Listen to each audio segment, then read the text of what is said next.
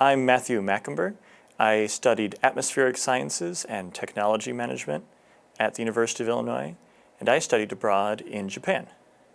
We went in a group of about, I think it was 14, a group of about 14 students with 2 staff and faculty who went with us as well, and it was organized through the Campus Honors Program.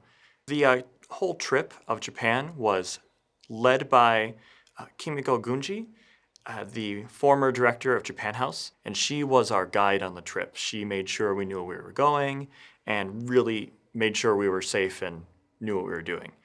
The program that I had in Japan was about 2 weeks long, take off about a day or two for travel.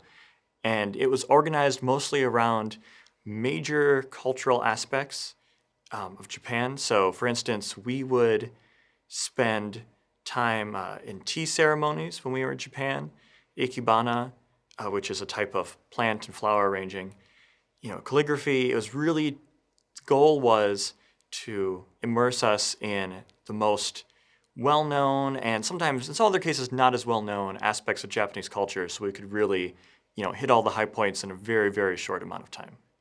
For me, when I went to Japan and came back, the biggest thing I noticed was I became a bit better at thinking introspectively, partly because when I was in Japan, I decided, okay, I'm going to, completely turn off my phone. I'm not going to try to, find out, oh, what's going on back in the States, what's going on here. I'm just going to completely cut myself off for 2 weeks so I can immerse myself in that culture. And even though we were very busy during our trip to Japan, an important aspect of Japanese culture is taking time to rest and to do things that are a bit slower, more calming, such as tea ceremonies that are very intentional. And even though they're really, there's quite a lot of detail and things to remember in a tea ceremony, it's still very calming and very peaceful and very quiet. Same thing with ikebana and calligraphy. They're very quiet acts as everyone's trying to do it at the same time.